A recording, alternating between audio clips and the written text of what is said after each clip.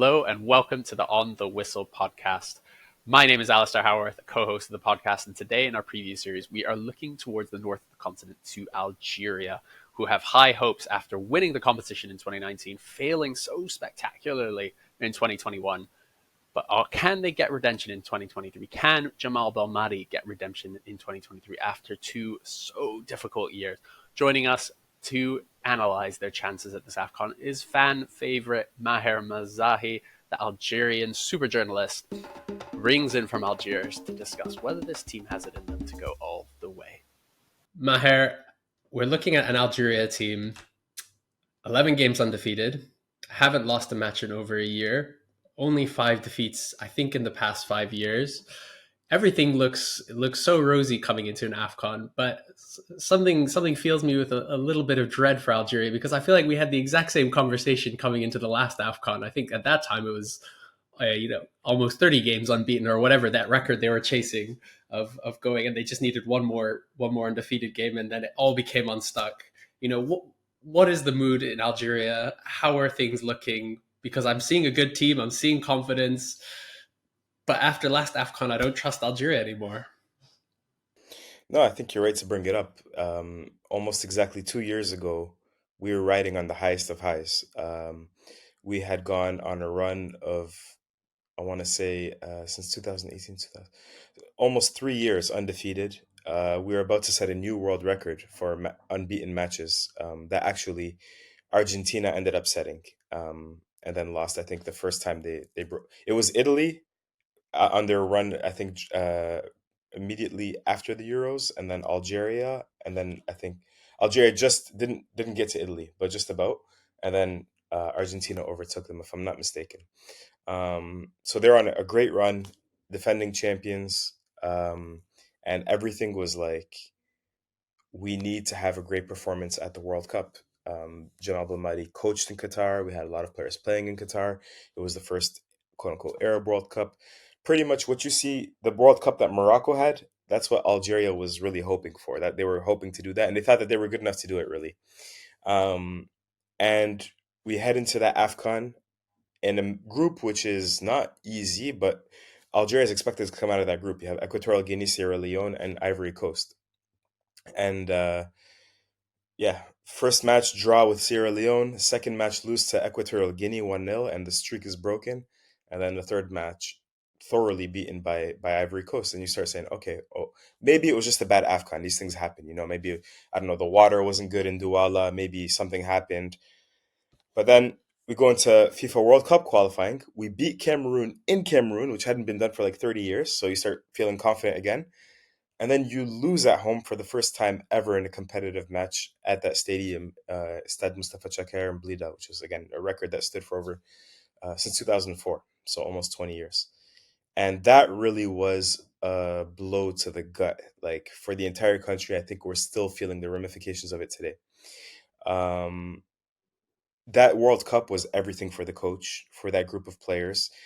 And for it to come to a screeching halt in the last second, for those that didn't see it, Carl Toko Ekambi scores in the last second.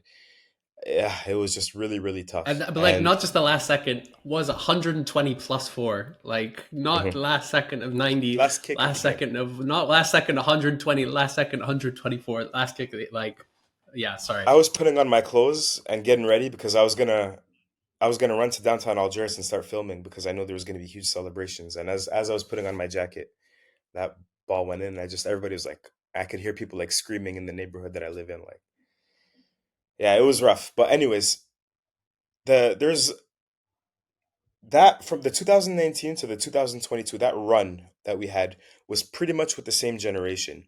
And that was, on one hand, a source of strength for Belmadi, because he knew the players and they knew him, and they had built some kind of repertoire together, rapport. But at the same time, that was also a source of criticism, because people kept saying, this team is too old, this team is too old, this team is too old. We can't keep playing. I'll give you some of the names they said, like the goalkeeper Rice and Bolhi, the central defensive midfielder Adlan Guediora, another defender Jamal Belamri. Even players like Riyad Mahrez get some of the criticism as well. People saying, it's just like, it feels complacent. It's not as fresh as it was before. And he continued. He insisted with that group. didn't qualify for the World Cup, and now after the World Cup, he had to make a decision: do I leave or do I stay on? He ends up staying on, signs a new contract until 2026, and really starting to make a change now. We have a lot of turnover, and he's starting to bring in a lot of young players. So the three main young, bright players that he's brought in are the left back from Wolves, Rayan Ait Nouri, the left winger slash striker for Rennes, Amin Gouiri, and Roma's midfielder, Houssam Aouar, once Arsenal transfer target. So really now it's all about, can we, and sorry for droning on and on, but it's pretty much, can we blood these players in, and can we be clicking like we were just in time for the AFCON? But up to now, it doesn't really feel like we're hitting that level yet. There's talented players, but in terms of chemistry, in terms of the way the style of play and everything is going, it doesn't quite feel like we're there yet.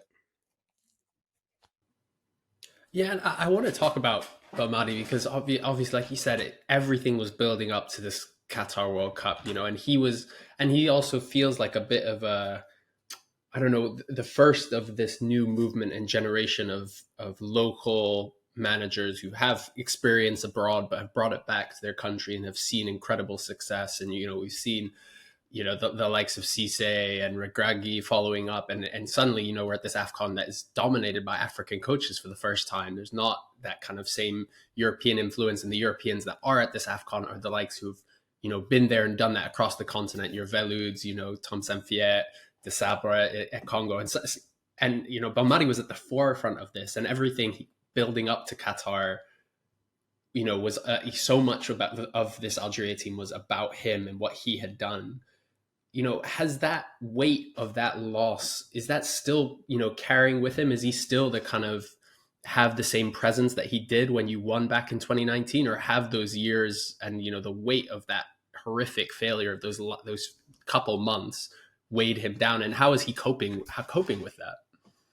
It's a good question. Look, if you ask him if he's still feeling the hurt of that elimination, I almost guarantee you he's going to say he still feels it inside.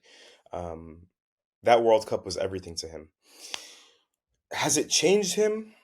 Like I said, he's made different choices now in terms of player selection. So I think he understood that there's got to be fresh blood. Maybe that was always his plan, but that elimination was the catalyzer for that. He's still playing the same system in terms of it's still a 4-3-3 as it's been since he came in 2018, with like one number six and two eights, similar kind of pressing, similar kind of build up play. So I don't see a real change in his philosophy of play. It's not like he brought in a new system that he wants to experiment with. Um, what I think some people might say is that he seems more irritable on the touchline. This actually started around the AFCON, and remember a lot of people being shocked, like, why is he so angry and yelling at the refs and yelling at the players? And he was always a hothead, even as a player. I mean, there's a story when he was playing for Olympique de Marseille where I think he took off his boot and he threw his boot at some Marseille supporters or something that were insulting him. So he was always a hothead, always like ready to fight, and yeah. Um, that part is not new, but it does seem like he's a touch more impatient, irritable, um, bitter almost, in terms of his personality. That's my impression. I think that's the impression of other people that are watching from a distance. But other than that, I don't really see too much of a change. And I think that's credit to him, because the weight of expectation. I think we can easily be quite critical of particularly international managers, particularly elite international managers, but the weight of expectation of a nation does get to you, and you see that with other ones. Good example being Gareth Southgate or Joachim Löw, who kind of, when they come in, they're fresh, they're young, they're exciting, and by the end, it's obviously not the end for Southgate. There is a bit more bite to them. There is a bit more kind of worn down, and I think, like you said, that key decision of Belmadi to stay, is we'll see if it's the right decision ultimately in the next month or two, but is a huge decision on by him, and like you say, what is the key thing? A lot of the interviews we've done and the talking we've done ahead of this AFCON is there's a real sense of, in international football, it's all about cycles, right? It's all about getting a group of players, as much as fans, we want to see the best players picked every time. It's not. It's about getting a group of players. It's about having that cycle. And that's what Algeria had. You had one of the most successful cycles in your nation's history. And even I was going through the list of top caps for Algeria, and like half of the top 10 are all guys who are still playing with the national team and have been a part of this cycle, this team. But I guess I want to ask is, yeah, I get kind of, you touched on it, but is there enough time to move on? Because whilst we do see, the likes of Rice and Bole and Guadera, these guys moved on, we're still seeing, with a couple games in the World Cup qualifiers, Islam Slimani and, Baghdad Bouneja still playing big roles, when I guess there would be, more of a call for some of these younger guys to really take charge. And we saw particularly that game against Mozambique, Chaibi, Guiri, there is the talent there, and it does look like they could be the next superstars. How is that transition going? Yeah, that's really the key question, I think, of this preview. And we talked about Mboli and Gidiora. They actually might still be called up. There's serious rumors in Algeria right now that they might be called up as like a sort of last second. I swear to you, Rice and Boli, they're both playing for Sierra Belouizdad in the African Champions League. They both started away to Al Ahly last week, and they got a good result in 0-0 over there. And they both played actually pretty well. And so um, there's a lot of murmurs, credible murmurs and rumblings from journalists that at least Rice and Boli is going to be selected, even if not as a starting goalkeeper, but maybe as a backup option. So it goes back to your question. I mean, Islam Slimani, Baghdad Bounedjah, Riyad Mahrez, uh, Adlan Guediora, even some of the defenders, Issa Mondi. There's a lot of older players in this squad. Um, I don't necessarily think that's a bad thing. And I actually think I admire this about Jamal Belmadi is that he says, I don't look at ages. I don't look at clubs. I look at like the performance of the player at the moment. Can he perform? And that's paid off dividends in the past. If you look at one of the wingers, Youssef Belaili, and his success at the 2019 Africa Cup of Nations, he was just opposite Riyad Mahrez on the other wing, and he was so good. And at the time, he was just playing, I believe, in Tunisia at the time, or maybe in Saudi Arabia, and he was the best winger out there. And Belmadi didn't care about which club he played for. He didn't play Said Ben Rama, although he could have at the time, who was, I believe, at Brentford, killing it in the championship. He picked Belali and he started him, and to his credit, I think that was the right decision. So Belmadi is not going to care about how old the player is or what club they play at. I just the reason why he was receiving that criticism before the World Cup is people were saying, as you mentioned, there's cycles, and people were saying, the sooner you start that turnover, the quicker we can have that cycle, the more time we're going to have to find that chemistry in time for the African Cup of Nations. So it needed to really start immediately after the World Cup, and he sort of dilly-dallied a bit. Not always his fault. Sometimes the players, don't want to come immediately. They can drag their feet a little bit. Um, so at the moment, what I can tell you is that over the last few matches, really over the last year of calendar football, as you mentioned, Algeria hasn't, I don't believe they've lost a match in the calendar year of 2023. They're on a pretty good streak at the moment. However, the football that they're playing, they monopolize possession, they hold on to the ball. It's very horizontal. It's not very dangerous. You never feel like Algeria is producing a number of serious goal scoring chances in quick succession. It's very, and I understand that sometimes, especially if you play against, like a Somalia or like they're obviously gonna try to absorb that pressure and play with the low block, and it's difficult to manufacture a lot of chances.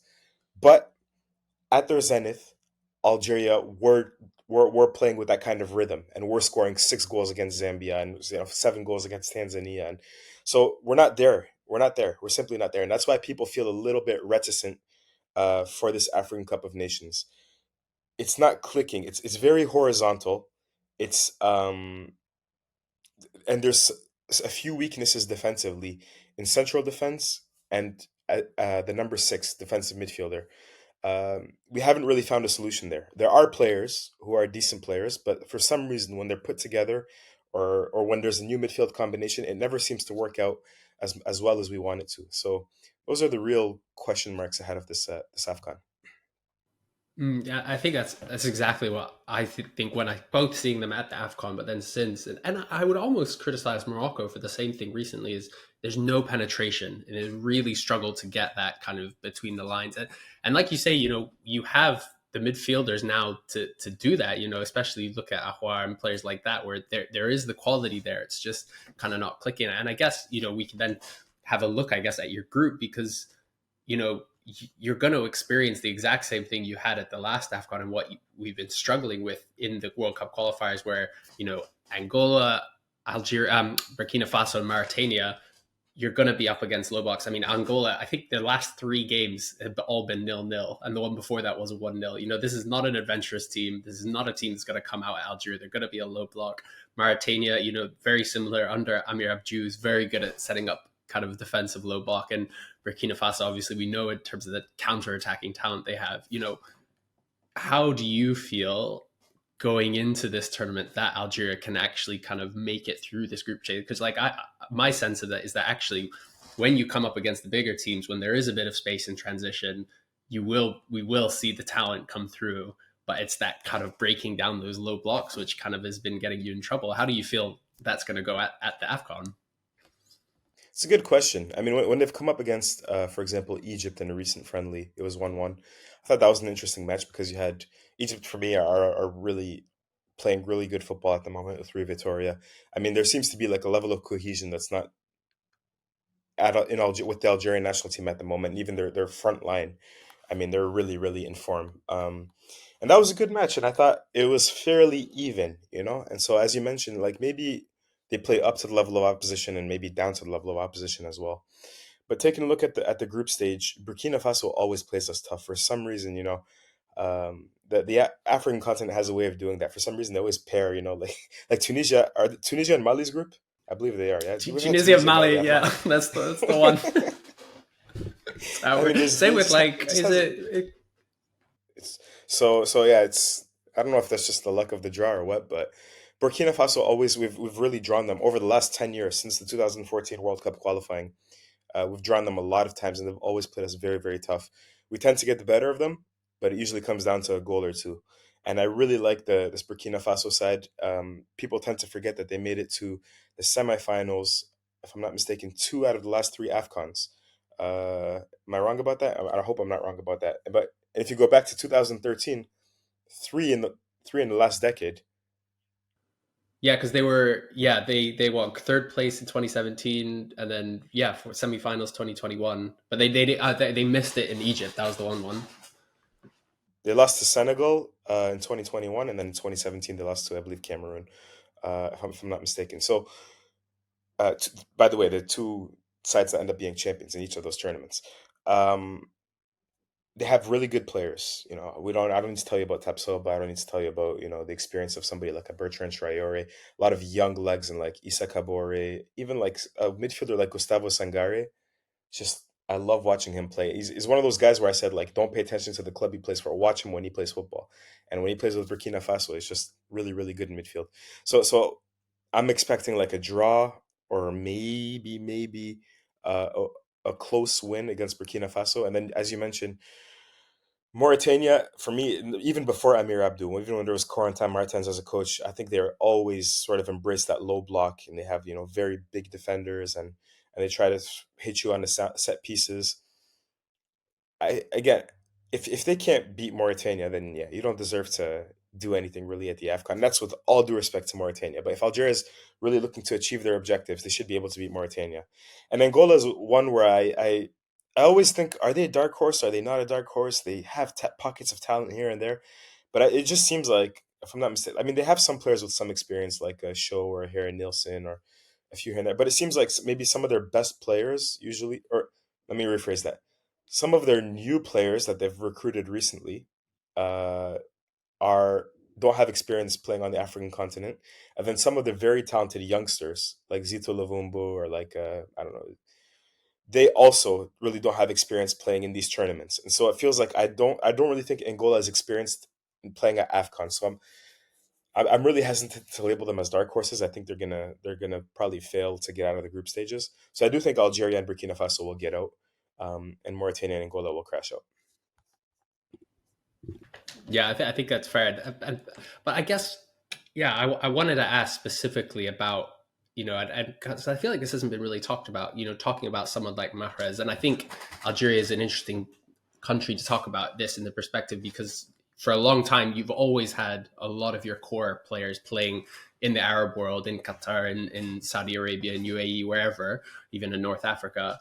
I want to ask kind of, how do you think that players like Mahrez or Mane playing in Saudi is going to affect, and particularly for Algeria, affect their performance? Because obviously they're out of the limelight in Europe, and they haven't been playing the elite kind of week in, week out football in the Premier League, Champions League, whatever. But that also means that they're going to come into the tournament probably more well rested than they've ever come into an AFCON. Maybe with the exception of 2019 when it was in the summer, so there was more of a break. But how do you think that is going to impact the teams, not Algeria, but also I guess some of the others? No, it's an interesting question. Even think about the stress of being Riyad Mahrez playing at Manchester City, trying to hold down that right wing spot position, hoping, like that when if you're away for a month during AFCON, maybe Bernardo Silva, maybe Phil Foden, maybe someone else is going to take your place. And now you don't have to worry about that. The Saudi league that's going to stop pretty much for the duration of the AFCON, and so you're really relaxed, and is that can have an effect on your performance? Personally, I I'm one of the like I don't think we can quantify it. Like I think anybody's speculating really. And there are so many personal factors in each of these players' lives that probably have an effect on performance that we're not really privy to. Excuse me, as exterior journalists. Personally, I don't think it's going to make much of a difference. Like I said, Yusuf Beledi in previous AFCON has played. I think he was playing in Saudi. Rice and Bodi was playing in Saudi. Jamal Ben Amri during the last AFCON was also playing in Saudi in 2019. So and they end up playing to the level of the competition. Um, again, I'm not worried about that at all. On the contrary, like you mentioned, I think them not having to be stressed about their club needing them back, um, them maybe being excited about this kind of competition, which I think maybe they're because the Saudi league is kind of like it's like a slow roll. It's like there's not. I mean, at a club like Mahrez's, Al Ahli, I think there's a lot of pressure at a club like Mahrez's. But other than that, usually there's not as much pressure, as like when you play with Manchester City and you can't even lose one match. Whereas now, AFCON is like, so maybe they're relaxed. AFCON comes and now they can, it's time to step it up. I think maybe that bodes better for a player's performance than, again, the constant stress of stressing throughout the year for competitions, FA Cup, Champions League, etc. So I'm not expecting much of a drop off at all. Yeah, I think that's exactly how I feel about it. Because, even if you give an elite athlete, 6 months where they might not be regularly playing at the same elite level, but on the flip side, they have time to actually recover between matches. And again, let's not approach it with the kind of arrogance that there is a huge gap between Saudi and Europe. Yeah, there's a gap, but this is still kind of elite level football, particularly, obviously not Mahrez at Al Ahly, but, Al Hilal, Al Ittihad, these teams playing in the AFC Champions League as well. It's high standard. Um, Let me also say this, just very quickly on that last point. Sometimes I think players can perform better with their national teams when they go to a weaker league, quote unquote, because a lot of times, like especially a player like Yassine Brahimi, what I noticed was he would go to Qatar, he would perform super well because the league was easier for him, and that really boosted his confidence. And he's a confidence player, a player that really relies on confidence. And there are some, like especially strikers, like if they're in good form, then they're going to carry that with them wherever they go. Whereas if they're really battling for a place and they haven't scored in 10 Premier League matches, and then they're talking about them on Talksport, and that can kill a player's confidence, and then they come with the national team and they don't perform as well either. So I think sometimes, even if you're like you play in Saudi or you play in Qatar and you're playing really, really well because the overall level of the league is weaker, that can boost your confidence and you can carry that with you to your national team as well. Absolutely. And one of the things, there's a quote I love that I think it's actually, it's from rugby, so I don't know if I should be talking about it on this podcast, but it's Razzie Erasmus, obviously, who's legendary, head coach of South Africa, kind of mad genius. And one of the things he says is when you're, putting together a national team is not about the best players, but it's about the right players. And I think that's spot on. And I think the AFCON, more than any other competition, you see that. I mean, the best example that I can think of is Equatorial Guinea, which is, one of the smallest nations on the continent. But every time they've been to the AFCON, they've gotten to the quarterfinals, bar once when they got to the round of 16, at least.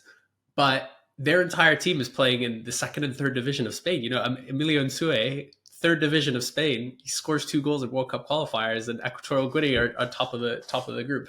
So I think it's spot on. Like I think we can't. It would be so naive and arrogant to just look at what league you're in to kind of quantify how good a player is. No matter the other thing I want to talk about for you as an Algerian coming into this AFCON is in Ivory Coast, south of the Sahara. You know, traditionally that has been a challenge for the North African side, bar Egypt. We'll leave them out of this. How do you think that will impact not just Algeria but also the rest of the competition? Because we're coming into I was looking at my weather app the other last night, and it is hot, it is humid. It is going to be a sticky AFCON. How do you think that's going to impact some of the big North African teams like Algeria? Again, here's another point where I think maybe coming from a place like Saudi Arabia might help because I think the weather is more similar. Like right now in Algeria, it's not cold, but at night it can get chilly, it can get windy, Um, whereas in the Middle East, that place is still very can be hot and humid even at night at times. Um, and so there's another place where I think it could be an advantage, maybe playing um, in Saudi or in Qatar or something like that. But yeah, that's a statistic that's always trotted out, and I don't know how much importance to give it. Honestly, I don't know. I'm not saying like I shouldn't give it importance. I don't know. I should. I don't know. Um, Part of me says there has to be a reason why, right? There has to be a reason why. The other part of me says, I mean, nowadays, when everything's sort of standardized, pitches are standardized, hotel standards are more or less, okay. Um, e- Teams are flying in their chefs for food and everything. Part of me says like that's no longer as much of a factor maybe as it was in the 70s, 80s, 90s, even into the 2000s. But yeah, honestly, I really don't know how to answer that much. I think in general, proximity tends to bode well because you're again more familiar with the climate, your supporters can make it over, all of that. But I'm not going to say that it's impossible for a team from the Maghreb to win this competition, not at all. Especially when I think Morocco and to a lesser extent Algeria and Tunisia are looking. I mean, are probably some of the favorites going into this tournament. Absolutely, it's always so hard with so many these, especially with big international tournaments, because there just isn't that much like data in terms of coming up with the stats. And there's it's not just not enough big enough sample size. Um, exactly, and again, it's I think in Africa, mainly because of the kind of colonial histories, there's always a far bigger temptation to generalize regions, and talk about kind of certain areas being like others. But say an AFCON in South Africa or Angola is completely different kind of climate wise, culture wise than one in kind of Ivory Coast or Ghana or Nigeria. Maher, we've talked a lot about the struggles that Algeria faced, how they might overcome them. For you coming into this tournament, what are the expectations? Because we have, probably a heavy favorite in Morocco, whether they should be or not. Because of that World Cup performance, they will be seen as the big dogs. Senegal have been toe to toe with them. Senegal cleaning up every African competition, every single age group, and look kind of imperious in many ways. And then you've got your home side, Cote d'Ivoire, and you've got some other big hitters like Egypt hitting form, and you can never rule out Egypt. One of the worst Egyptian sides we've ever seen got to the final last time. So what is the expectation in Algeria, and what do you think would be a successful AFCON? A successful AFCON for Algeria would be a semi-final berth. I think even a quarterfinal elimination might be seen as disappointing. Again, depends who you lose to usually, and depends how you lost. But even a quarterfinal loss could be seen as a little bit disappointing. Um, what am I expecting?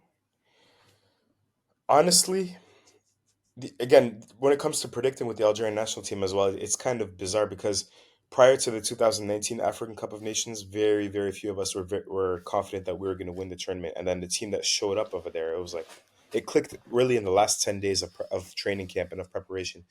So anything can happen in terms of teams gelling. But from what I've seen really over the last 6 months on that sample size, I think there are too many problems in terms of defending set pieces, in terms of central defender pairing, and in terms of that number 6 defensive midfielder playing in front of the defensive line.